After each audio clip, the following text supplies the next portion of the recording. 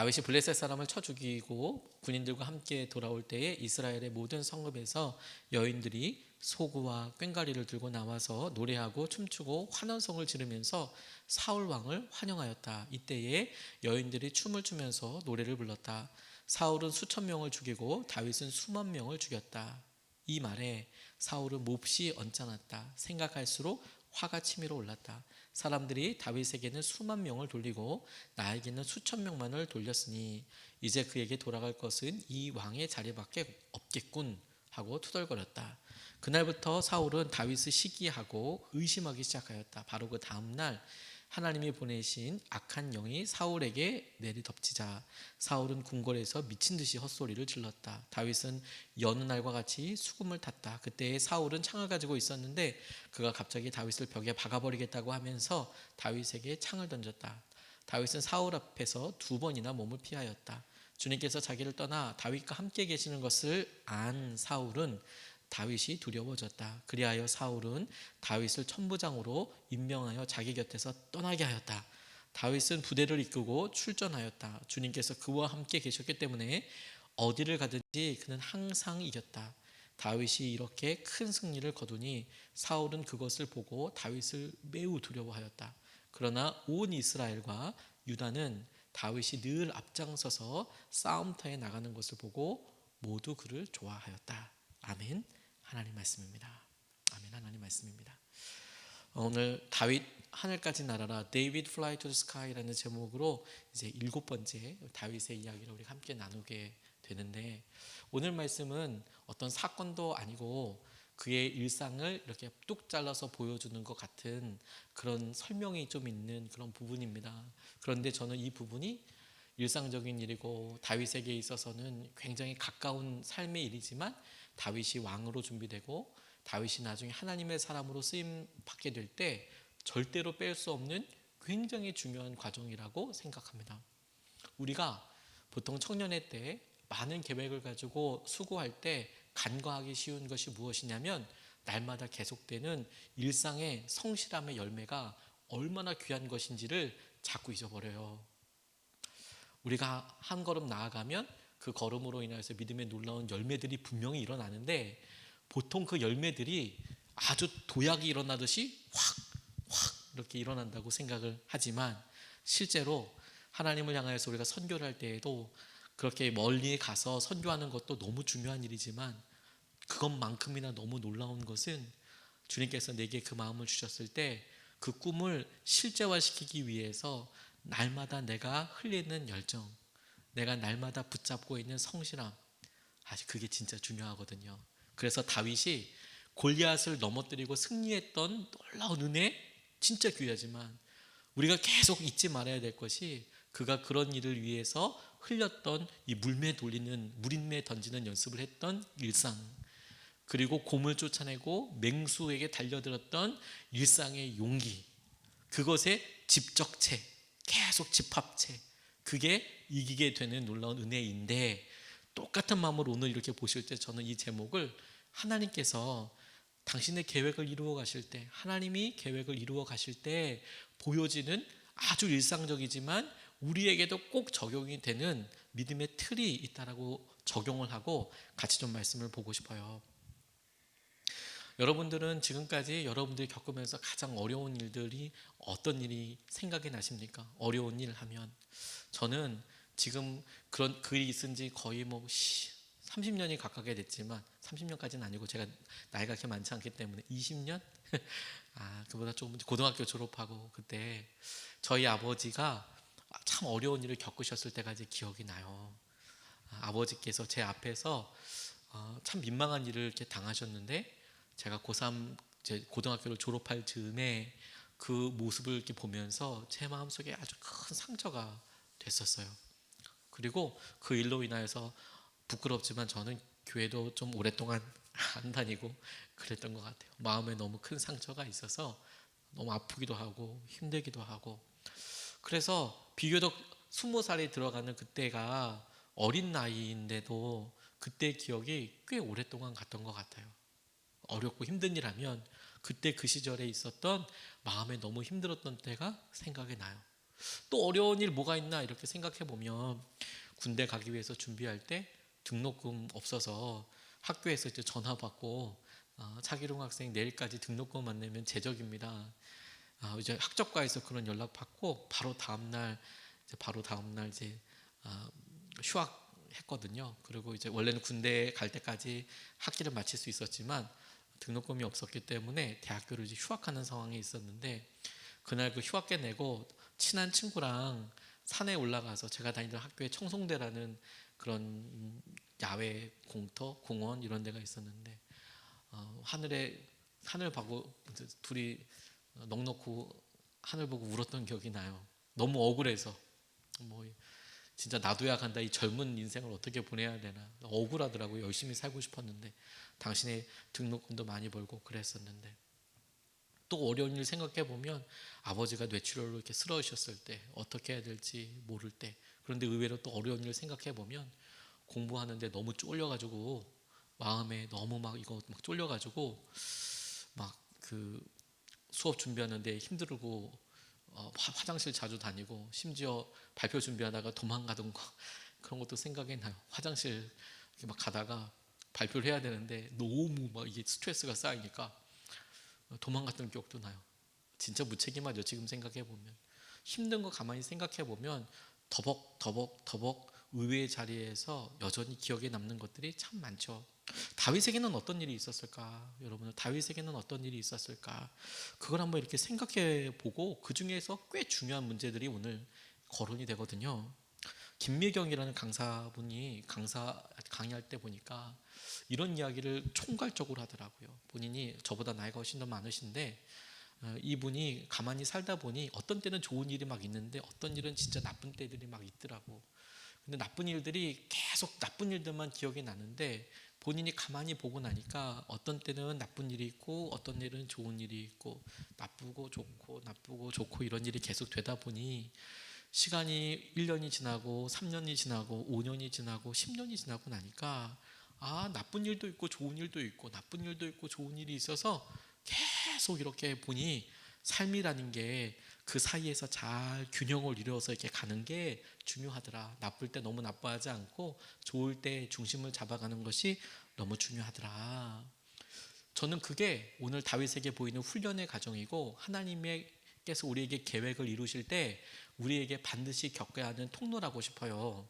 지금 우리들이 어떤 분들은 정말 힘든 시기를 겪을 수 있고 어떤 분들은 괜찮아 난 문제 없어 괜찮은 것 같아 이 정도면 그렇게 생각할 수도 있죠. 그런데 그런 시기에 스스로 내가 힘들었을 때 내가 좋았을 때를 떠올려 보면서 가만 보면 방향이 보이게 될 거예요. 하나님께서 어떤 일들로 이끌어고 가고 계시는지. 지금 이 본문의 상황은 하나님께서 하나님의 뜻으로 다윗을 왕으로 세워가시는 과정이에요. 크게는. 그런데 아이러니한 것은 그 땅에 이스라엘에 사울이라는 왕이 있었어요.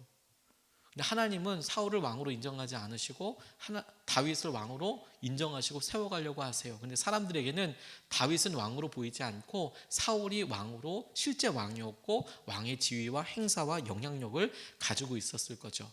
하나님의 뜻과 방향은 다윗을 이스라엘의 왕으로 만들어가는 과정. 보이는 상황은 사울이 왕이고 다윗은 그냥 신하이거나 목동에서 갓 벗어난 정도의 사람, 혹은 전쟁에서 이제 갓 유명해지는 상황에 일어나게 되는 일이죠. 되어지는 일들을 보고 나면 오늘 본문처럼 다윗에게 힘든 일들이 막 생겨요. 좋은 일도 생기고 일희일비할 수 있어요. 근데 계속 얘기하는 게 하나님의 계획은 하나님께서 이끌어 가시는 것은 그를 다윗을 왕으로 세우기 위한 길을 이루어 가고 계시는 거잖아요. 저는 여러분들이 그 목적과 그 계획이 뭔지 알 수도 있고 모를 수도 있다고 하지만 주님께서 여러분들 향한 계획을 신실하게 이루어 가신다라고 의심 없이 믿습니다. 주님께서 여러분들에게 계획을 이루어 가세요. 어떤 사람들은 그것을 붙잡고 잡아갈 수도 있지만 어떤 사람은 모르고 나중에 깨닫게 될 수도 있어요. 그런데 그것을 알건 모르건 하나님이 우리에게 삶의 목적을 갖고 있으셔서 방향을 갖고 계셔서 다윗을 왕으로 세우시겠다, 여러분들을 어떻게 세우시겠다라는 마음을 가지고 이끌어 가실 때 그 사실을 알아도 몰라도 오늘 다윗이 겪었을 만한 일들은 반드시 휘청휘청 겪게 될 거라는 겁니다. 그 첫 번째가 뭐냐면 칭찬이에요. 제가 어려움을 이야기하지 않고 칭찬을 먼저 한 이야기가 뭐냐면, 대부분 우리가 칭찬을 먼저 경험하면서 그걸 극복하지 못하는 경우들이 많습니다. 칭찬을 극복해야 된다고요? 네. 사람들에게 칭찬받는데 그게 오히려 우리의 깜냥을, 우리의 마음의 무게를, 우리 마음의 크기를 재보는 사실 굉장히 중요한 그 자예요. 자, 바로미터. 6절 7절 말씀을 보면 이렇게 나와 있습니다. 다윗이 블레셋 사람을 쳐 죽이고 군인들과 함께 돌아올 때에 이스라엘의 모든 성읍에서 여인들이 소구와 꽹과리를 들고 나와서 노래하고 춤추고 환호성을 지르면서 사울 왕을 환영하였다. 이때의 여인들이 춤을 추면서 노래를 불렀다. 사울은 수천 명을 죽이고 다윗은 수만 명을 죽였다. 이렇게 이야기합니다.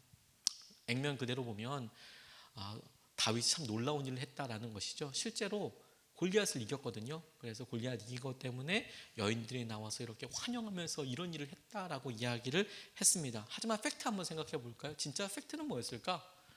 다윗이 죽인 것도 사실이지만 그가 혼자 남아서 골리앗을 무찌른 것이 사울이 왕이 돼서 수없이 많은 사람들을 무찌르고 이긴 것에 비한다면 뭐가 더 많을까요? 팩트는 이건 뭐 생각해 볼 여지도 없이 당연히 사울 왕이 무찌른 군인들이 훨씬 더 많을 거예요.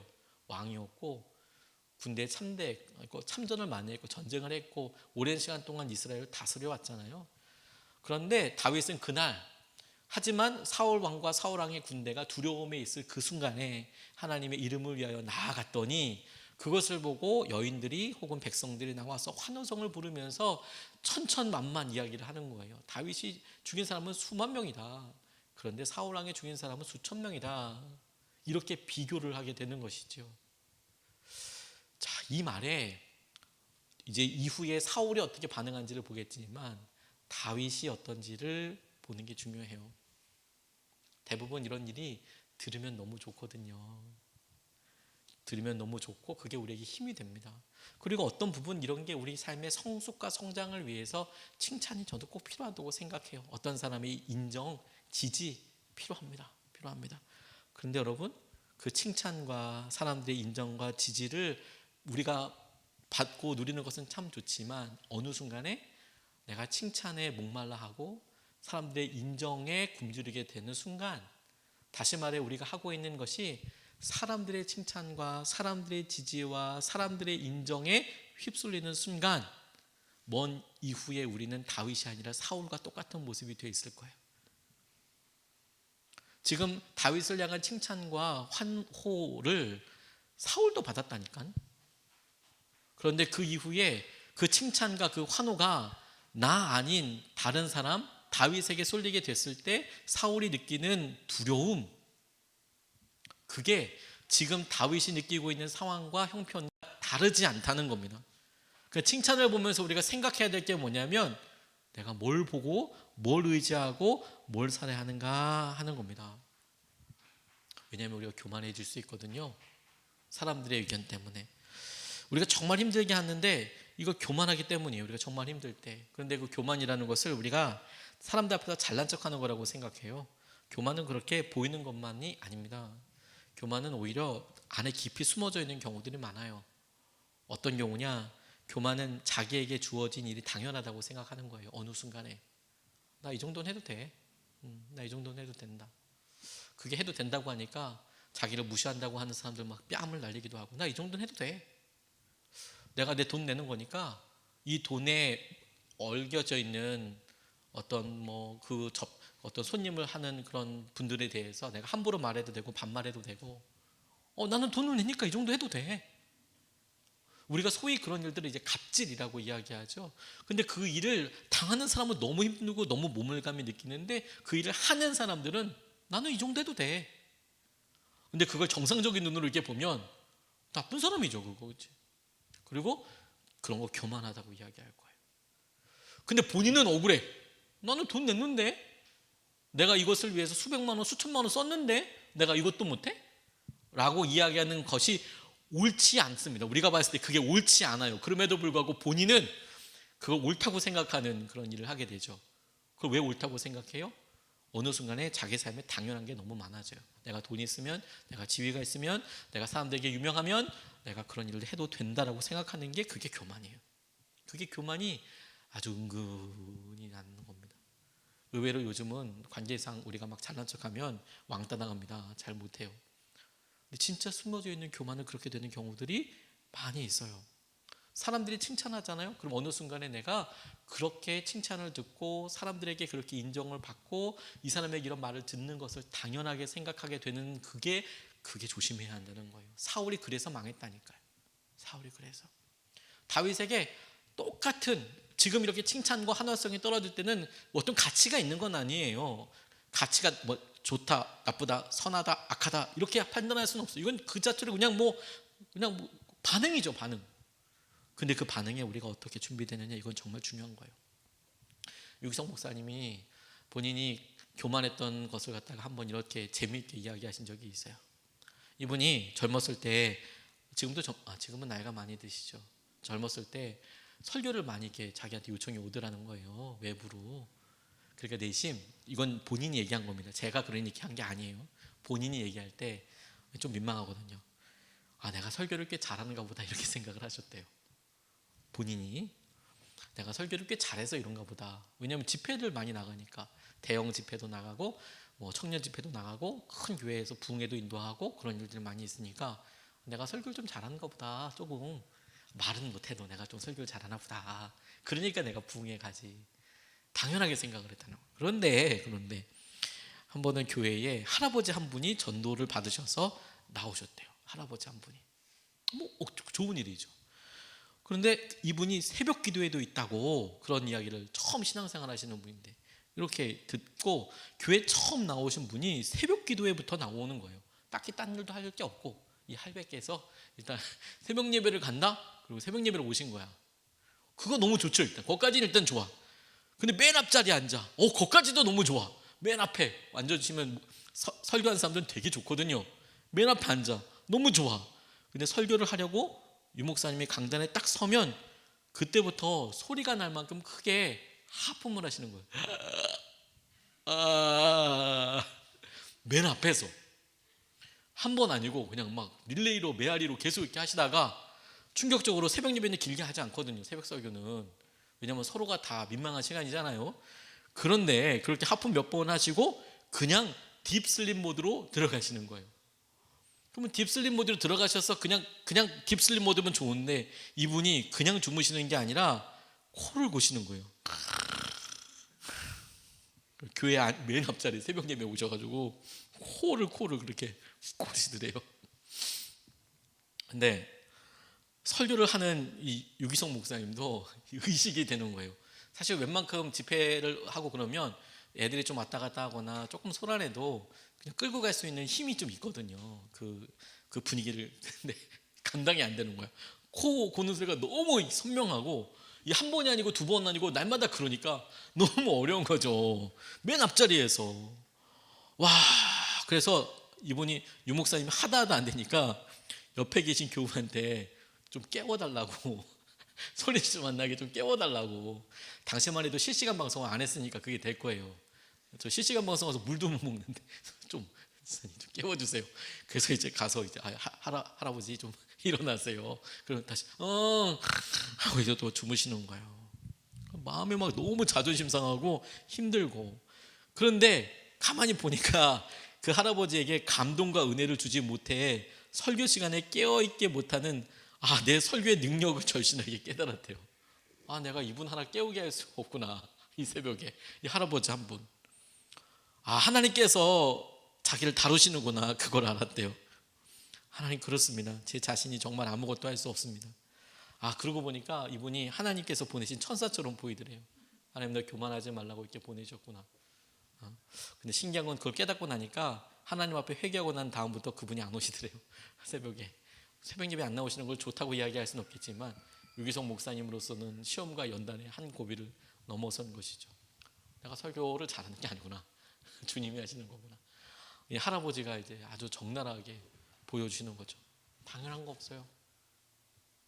청년의 때에 우리가 우리를 인정해주고 좋아하는 것에 목마르죠. 그래서 내가 나의 도움이 필요한 곳에 있기보다 내가 뭘 잘할 수 있을까? 저는 그거 고민가지고 진짜 많이 했어요. 대학원을 결정하고 혹은 직장생활을 해야 되나라고 고민할 때 내가 뭘 잘할 수 있을까? 그것이 내가 하고 싶던 하고 싶지 않던 내가 잘할 수 있는 일이 뭘까? 밥 벌어먹고 살 게 뭘까? 이렇게 도움이 될 수 있는 거, 실패하지 않을 게 뭘까? 그것을 선택하는 것에 붙잡혀 있어서 내가 좋아하는 것, 내가 해야 한다고 생각하는 것들을 외면하고 있었던 기간들이 저에게 되게 힘들더라고요. 칭찬이 많이 있죠. 칭찬들이 우리가 어떤 본질과 어떤 상황으로 가는지를 멀어뜨리게 해요. 그래서 칭찬 조심해야 해요. 다른 사람이 인정으로 먹고 살 것이냐, 칭찬으로 먹고 살 것이냐, 아니면 하나님의 계획과 은혜 가운데 우리가 내어드릴 것이냐. 다시 하나님의 목적이 있어 다윗을 왕으로 만들어 가는데, 지금 보이는 건 뭐 사울이 왕, 다윗은 목자에서 갓 나온 병사에서 조금씩 유명해지는 단계, 그 가운데 칭찬을 조심해야 한다는 거예요. 두 번째, 당연히 의심과 어려움을 조심해야 합니다. 어려움을 조심해야 해요. 9절 11절 말씀 보면, 그날부터 사울은 다윗을 시기하고 의심하기 시작하였다. 바로 그 다음날 하나님이 보내신 악한 영이 사울에게 내리 덮치자 사울은 궁궐에서 미친 듯이 헛소리를 질렀다. 다윗은 여느 날과 같이 수금을 탔다. 그때 사울은 창을 가지고 있었는데 그가 갑자기 다윗을 벽에 박아 버리겠다고 하면서 다윗에게 창을 던졌다. 다윗은 사울 앞에서 2번이나 몸을 피하였다. 이렇게 이야기합니다. 왕이 되기 위한 일반적인 코스를 생각해 본다면 당연히 왕궁에서 생활을 하다가 왕궁의 법도와 예절, 그리고 어떻게 정치를 해야 하는지를 가까이서 배우고, 그리고 앞으로 다윗이 가게 될 일이지만 사위가 되어서, 부마가 되어서 자연스럽게 왕좌에 오르는 게 가장 자연스럽고 가장 현명한 방법처럼 우리는 떠올릴 수 있습니다. 근데 하나님의 방법은 그게 아니었습니다. 오히려 이 왕궁은 그의 세력을 뒷받침하거나 그의 세력을 키우거나 혹은 그가 뭘 배울 수 있는 그런 시간이 아니고 자기의 목숨이 왔다 갔다 하는 그런 굉장히 위험한 곳이었어요. 왜 그렇게 말할 수 있냐면 창이 날아들거든요. 보통 창은 전쟁터에서 날아오는 거 아닌가요? 그런데 그가 거하고 있는 왕궁은 전쟁터였어. 뭐 밥은 먹다고 하지만 밥 먹다가 갑자기 창 날아오면 밥 먹다가 창 맞으면 안 죽나? 전쟁터 나가서 창 맞으면 죽고 밥 먹다가 창 맞으면 안 죽는 게 아니라 언제든지 창 맞으면 죽잖아요. 그러니까 이 궁궐에 있긴 있는데 이게 전쟁터야. 막 창이 날라와. 2번이나 날라왔대. 그것도 아군한테. 아군이면 다야. 또 왕이잖아요. 잡히면 죽는 거예요. 와, 이런 일들이 그게 막 있고 어렵죠. 주로 어렵고 나쁘고 힘들고 이런 일들이 우리에게 이렇게 쭉 있습니다. 그리고 그것을 통해서 하나님은 그를 왕궁에서 사람들이 만든 왕궁의 법도와 왕국의 예절을 훈련시키는 게 아니고, 하나님은 똑같은 왕궁을 어떤 용도로 사용하시냐면 하나님만 의지하는 전쟁터로 다윗을 쓰세요. 다시 우리가 봤을 때 왕궁은 거기서 정치를 배우고 관계를 배우고 처세술을 배우고 사람들과 친해지는 장소라고 생각을 하잖아요. 그걸 배운다고 생각하는데 하나님은 다윗을 똑같이 그곳에 두고 그를 전쟁터에 보낸 것처럼 창 날아오고 사람들 미움 받고 그런 장소에서 하나님을 의지하는 장소로 썼어요. 똑같은 궁궐에 있지만 이거는 시츄에이션이 완전 다른 거야. 하나님을 의지하는 그런 용도와 과정으로 쓰셨어요. 염려와 걱정, 어려움을 당할 때 보는 것 당연히 생각합니다. 그럴 때 우리가 이 다윗을 통해서 알 수 있어요. 이 어려움, 이런 환난이라고 생각될 수 있는 일의 목적과 방향이 뭐냐? 하나님을 의지하게 되는 것이구나. 다시 내가 어려움을 당하고 길을 모르겠고 내게 기도가 필요하고 대학원을 가거나 혹은 내가 직장에 취직하거나 내가 어떤 관계를 유지해 갈 때 어려워요. 처음 해봤어. 마음이 너무 힘들어. 이었을 때 우리가 하나님과의 관계, 하나님을 의지하는 것과 관련된 과정을 겪고 있는 거구나. 그런 거구나. 이렇게 생각하고 붙잡아야 한다는 거예요. 고난이 여러분들에게 자랑이 될 거예요. 정말로. 고난이 여러분들에게 자랑이 될 거예요.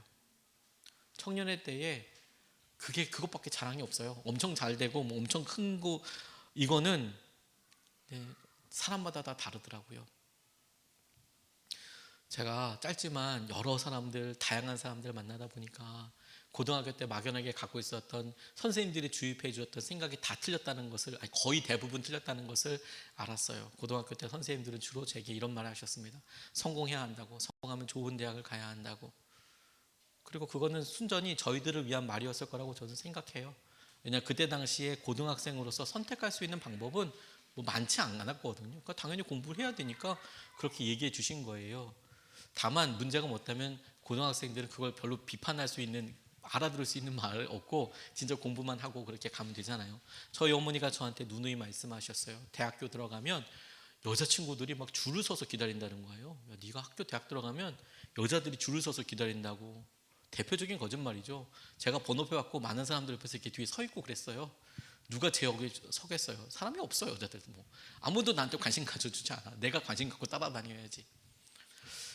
대학을 가고 뭐 이렇게 하고 그러면 하고 뭐 힘들고 어렵고 그런 시기들 보낼 것 같은데, 고등학교 때 그런 시기들 보내서 성적이 좋고 좋은 학교를 가고 그러면 다 행복할 줄 알았어요. 그런데 지나놓고 보니까요, 제 주위에 좋은 학교 나왔지만 정말 힘들게 보내는 사람도 있고, 정말 성실함으로 바닥에서부터 아주 귀하게 하신 분들도 많이 있어요. 많이 있어요. 정말 귀하게. 그래서 단순하게 고등학교 때 틀거리로 좋은 학교, 좋은 점수, 좋은 토익 점수 이걸로 설명할 수가 없더라고요. 더 지나면 어떻게 되는지 아세요? 더 지나면 학교도 중요하지 않고 출신도 별로 중요하지 않아요. 그가 어떤 삶이냐, 어떤 사람을 살았느냐, 특별히 고난을 어떻게 겪고 왔느냐가 그의 삶의 유일한 자랑거리가 되더라고요. 그러니까 좋은 것을 자랑하는 것은 한 30살 정도면 더 이상 자랑할 게 없어. 한 30살? 길으면 35살까지 다른 사람들과 비교했을 때 내가 어느 학교를 나오고 어느 대학원을 나오고 이런 것들이 조금 자랑이 될 수도 있어요. 그런데 35이 넘으면 사실 서로 어느 대학교 나왔는지 관심도 없고 중요하지도 않고 별 의미도 없어요. 사실 그게 뭐 아무렇지도 않아. 그게 심지어 본인도 내가 어느 학교 나왔는지 몰라. 뭐 얘기할 기회도 없고 할 필요도 별로 없고. 근데 그때 이후서부터는 뭐가 정말 중요한 관점이 되냐면, 당신은 어떤 고난 앞에 어떻게 그것을 돌파해 나왔느냐. 그거 진짜 중요하더라고요. 고난과 어려움이 자랑이에요. 왜냐하면 그게 우리의 스펙도 되고 그게 우리의 스토리가 되거든. 그게 우리의 스토리. 당신은 어떤 사람이냐고. 나는 진짜 힘들고 어려웠어도 내가 주님께서 하시는 목적과 은혜를 따라서 갔던 사람이라고 붙잡게 되는 거예요. 자, 첫 번째 나눴던 거, 칭찬 조심해요. 칭찬. 사람들의 칭찬이 있을 때 그것은 내게 참 기분 좋은 일이지만 일부러 피할 필요도 없지만 칭찬 먹고 인정만 받고 살려고 하는 생각을 경계해야 한다. 두 번째, 어려움, 그거 좋은 거일 수 있다. 대부분 궁궐 가서 우리가 얘기하는 거, 이제 궁궐 가서 있으면 좋을 것 같지만 하나님은 그 궁궐을 좋게 활동하신 게 아니라 광야와 전쟁터로 쓰셨다니까. 다윗에게 이해가 가시죠? 하나님은 그렇게 해주셨어요. 궁궐 가면 다 성공할 것 같지만 다윗은 그곳이 가장 절박하고 가장 하나님을 의지해야만 하는 장소로 궁궐을 쓰셨어. 그래서 결국엔 궁궐에서 도망가야 했었어요. 살기 위해서. 어려움이 스펙된다. 어려움이 스토리가 된다. 어려움이 주님께서 하신 은혜의 통로가 된다. 그럴 때 칭찬을 잘 보고 어려움이 내게 스펙이 된다. 그러면 뭐가 남나요? 그런 시기를 살면서 자, 기준이 하나님께서 주신 목적이 이루어지고 있는 과정이라고 말씀을 드렸잖아요. 그러니까 당연히 하나님을 의지하고 하나님께 나아가는 것이 중요한 것이지만 그 말씀은 뒤에서 우리가 나누기로 하고 다음에 나누기로 하고, 이 본문 말씀에서 한 가지 더 눈여겨볼 게 무엇이냐면 그의 성품과 사람들이 남더라고요. 12절 말씀에 보면 주님께서 자기를 떠나 다윗과 함께 계시는 것을 안 사울은 다윗이 두려워졌대요. 14절서부터 16절까지 말씀을 보면 주님께서 그와 함께 계셨기 때문에 어디를 가든지 그는 항상 이겼다. 다윗이 이렇게 큰 승리를 거두니 사울은 그것을 보고 다윗을 매우 두려워하였다. 이게 사울의 마음이었는데, 그런데 16절 말씀에 그러나 온 이스라엘과 유다는 다윗이 늘 앞장서서 싸움터에 나가는 것을 보고 모두 그를 좋아하였다. 두 가지가 나왔어요. 하나 성품, 어떤 일이든지 그가 앞장섰대요. 이니셔티브, 내가 솔선수범해요. 내가 먼저 나가. 그리고 그런 모습에서 사람들이 그를 좋아했대요. 그런데 이거의 배경은 뭐냐면, 이거의 환경은 뭐냐면 사울이 그를 두려워하고 그를 지시했기 때문에 죽이려고 하는 거였고, 사람들과 일부러 싸움 붙여서 전쟁터에 보내는 그런 절체절명의 순간들이었어요. 다 좋은 게 아니었어. 그런데 그런 위기들과 어려움들을 겪을 때 이거는 나를 죽이려고 하는 거잖아. 이거 음모잖아. 내가 바보야? 내가 모를 것 같아? 이게 아니고 그런 일이 주어졌을 때 그가 늘 앞장서서 싸움터에 나갔대요. 다윗이 두려웠거든요. 그래서 꼴보기 싫어가지고 천부장 시켜가지고 너 나가서 한번 싸우고 와. 아주 강한 군대 거기 쳐들어가가지고 전쟁 일으키고 와. 그러면 다윗이 죽어야 되는데 안 죽고 오는 거예요. 얘가 그때마다 좋게 인정해 주려고 보내는 게 아니라 얼굴 가서 죽어라, 얼굴 가서 죽어라 그러는데 안 죽고 와. 근데 그 일을 할 때 뻗어시 모르지 않았을 것 같아요. 이걸 내가 왜 가야 되지? 다윗이. 그런데 그는 늘 앞장서서 싸움터에 나갔대요. 그걸 뻔히 보이는데 앞장서서 나가. 그 모습을 보고 또 그 앞장선 모습을 보고 저거 괜히 객기 부리는 거 아니야? 저거 지금 그렇게 생각하기 쉽지만 사람들은 또 그 모습을 보고 다윗을 좋아하게 됐대요. 다윗이 하는 일을 마음에 들게 했대요. 그게 어려움과 환난 가운데 주님께서 우리에게 주시는 거예요. 칭찬과 인정보다도 더 중요한 것은 뭐냐면 내가 보이는 이런 솔선수범이 영향력이 됩니다. 그걸 리더십이라고 하는 거예요.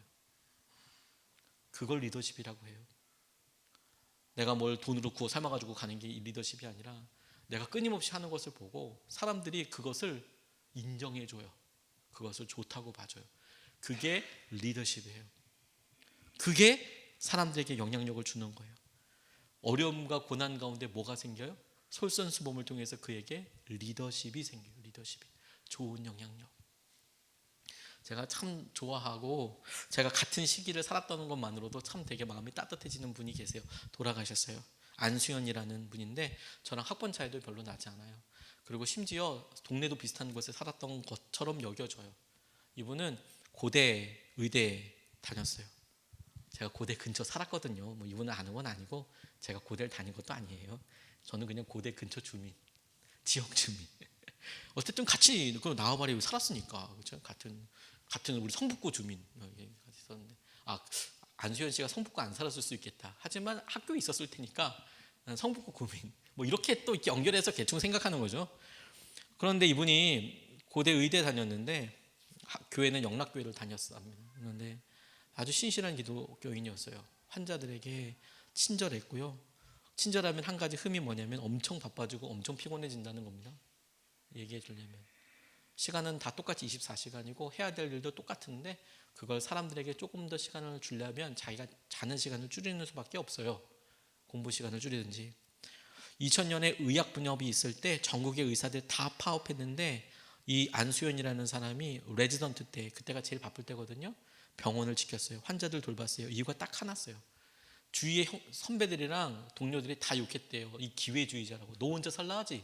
지금 이렇게 의학 분업해서 이거 대의를 이루려고 하는데 네가 이럴 때 교수님한테 잘 보여서 이거 하려고 하는 거지. 네가 이렇게 하면은 네가 나중에 교수 될 것 같지. 별별 소문이 다 퍼지지 않겠습니까? 그런데 딱 이 하나 때문에 의학 분업에 참여하지 않았대요. 그게 뭐냐?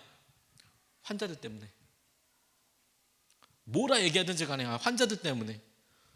사람들이 인정할 수밖에 없었던 게 뭐냐면 며칠 밤을 새우고 하루에 한 끼 먹을 시간도 없이 경무에 시달렸대요. 왜냐하면 동료 선배들 전부 다 파업했으니까. 없으니까 의사 선생님들이. 누가 바꿔줘요. 그러니까 밤새서 이렇게 하죠. 그런데 경무에 시달렸는데 코람데오 주님 나와 함께 하시니 그래서 병원 지켰어요. 돌보던 환자들 그때도 병실을 밤마다 몰래 찾아가서 낫기를 기도해 주었어요. 하나님 이 환자가 낫게 해주십시오.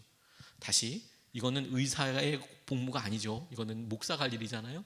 근데 본인이 몰래 가서 하나님 환자 낫게 해주십시오. 기도해 줬대요. 환자가 돌아가시면 장례식장 찾아갔대요. 대단하지 않나요? 의사가 장례식장 찾아가는 의사 별로 없잖아요.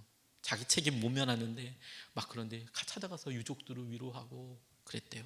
젊은 사람인데. 선물을 주는 의사였대요. 암 투명한 환자가 있으면 찬송가 테이프, 그때는 테이프 들었어요. MP3 아니었고 테이프, 마이마이 이게 테이프. 가족들에게 책도 선물하고요. 환자들만이 아니라 병원에 근무하는 의사, 간호사, 물리치료사, 방사선기사, 환자들의 침대를 옮기는 그런 분들도 계세요.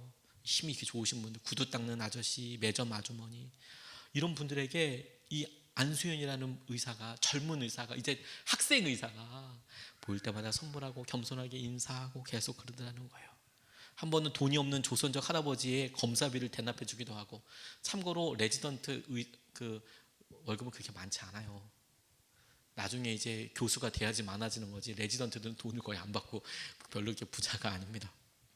백혈병에 걸린 소녀에게 집까지 찾아가서 생일을 축하해 주기도 하고, 하반신을 쓰지 못하는 청년을 자기 차를 태워서 콘서트장까지 동행해 주기도 하고, 그렇게 깜짝 선물을 주기도 하고, 집에만 누워있는 어린 환자를 찾아가서 이거 뭐 왕진도 아니고 책을 읽어주기도 했다는 거예요. 그런데 놀라운 것은 이 모든 일이 어떻게 드러났을까? 그러니까 지금 제가 이렇게 설명해 드린 이 일들이 도대체 어떻게 드러났을까? 자기가 막 떠벌리고 다녔을까? 아니었어요. 이런 모든 일들이 드러나게 된 계기가 그분이 죽었기 때문이에요. 너무 안타깝게 죽었어요. 군대에 갔습니다. 의무관으로. 그런데 훈련에 참여했다가 유행성 출혈열로 걸리게 됐어요. 감염이 됐어요. 많은 사람들이 기도했는데 그냥 죽었어요. 너무 험하게. 2006년 1월 5일 날 33살에 죽었어요. 33살에. 아주 짧은 생이죠. 그런데 그의 장례식이 너무 애도하잖아요. 33살이면 여러분 친구들 몇 명 사귀었을 것 같아요? 여러분들 한번 나이 좀 계산해 보세요. 초등학교 6년 뭐 애들 50명이라고 생각해서 300명, 고등학교까지 또 6번 학교니까 30명, 50명이라고 생각하고 한 1200명? 이 정도 우리 만날 수 있을까요? 대학교 과 친구들이 있으니까 거기서 한 400명 만났다고 해서 2000명? 이 정도 우리 만날까요? 우리가 죽을 때 그 사람들이 다 우리 찾아올까요? 왜 이런 이야기가 퍼지게 됐냐면, 사람들이 유행성 출혈열에 걸렸다고 죽을 수 있다고 얘기했을 때 기도하기 시작했어요. 그런데 기도하는데 너무 안타깝게도 죽었어요. 그래서 본인이 고대 출신이니까 고대 안암병원의 장례식장에다가 이제 고인을 모셨어요. 그런데 놀라운 것은 그 고대 병원이 거기 가깝잖아요. 장례식장 안에 있으니까. 이 33세의 미혼인 청년, 그것도 군발이 군대에서 죽은 이 사람에게 위문 온 사람이 3,000명이 넘는 거예요. 우리는 별로 놀라지 않아요. 3,000명 정도 다 온다고 생각을 하기 때문에 잘 놀라지 않아요. 3,000명이 왔다는 거예요.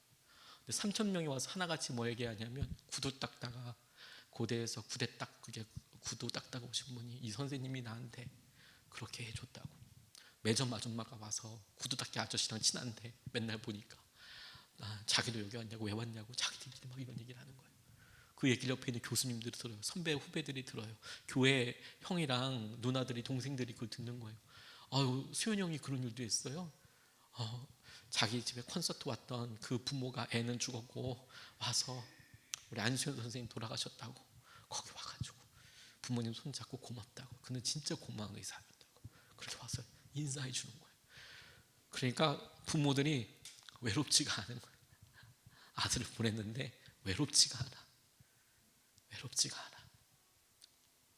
분명히 제가 이렇게 생각해 봤을 때 그런 길이 공부하는데 너무 힘들고 어려웠을 텐데, 어렵고 힘들 때 그가 솔선수범하여 이니셔티브 해서, 그래서 그런 사람들과 함께 좋은 영향력을 미쳐요. 그게 리더십이라니까. 다윗에게 있었던 그 리더십이 여러분들에게도 저에게도 우리 모두에게도 꼭 있었으면 좋겠습니다. 그럼 여러분, 어려운 일이 있어요. 구찮는 일이 있어요. 이거 누가 하냐? 라고 할 때 구찮은 일을 뭐 내가 하지 뭐 이런 느낌으로 해서는 아무런 감동이 없어요. 그건 멍청한 사람이 하는 거잖아. 그런 마음으로 하는 거는 이것이 내게 기회이겠구나. 이것이 내가 하나님께서 나의 성품을 키우시고 이것이 하나님께서 나를 또 한 번 다루시는 기회이겠구나. 그렇게 나아가는 겁니다. 하나님께서 하시는 것을 놓고. 그러니 여러분, 하나님께서 계획하신 일을 이루어 가세요. 그리고 그 일에 이와 같은 일들이 계속 생기게 될 겁니다. 칭찬이 있네요. 좀 잘하다 보니까 조심해야지. 어려움이 막 있어요. 낙담하지 말아야지. 그러면서 내 마음에 에너지가 막 동력이 떨어져요. 이러면 안 되지. 더 빨리 더 꾸준히 가야지. 그러면서 하나님께서 하신 은혜와 마음에 놀라운 분량까지 우리가 같이 성숙하게 되기를 주님의 이름으로 축복합니다. 말씀 붙잡고 같이 기도하겠습니다. 하나님, 우리를 그렇게 써주십시오. 우리를 향한 하나님의 계획이 있을 터인데 하나님의 계획을 이루어 가실 때, 하나님이 계획을 이루어 가실 때 하나님 칭찬받는 순간도 만나고, 그게 진짜 위험한 거군요. 어려움의 순간도 만나고, 그리고 무엇보다도 주님께서 우리에게 행하시는 기회들을 우리가 만나게 될 텐데 하나님 그렇게 준비되고 겸비되게 해주십시오. 하나님 마음을 누리게 해주십시오. 하나님께서 하시는 것들을 우리가 보게 하여 주십시오.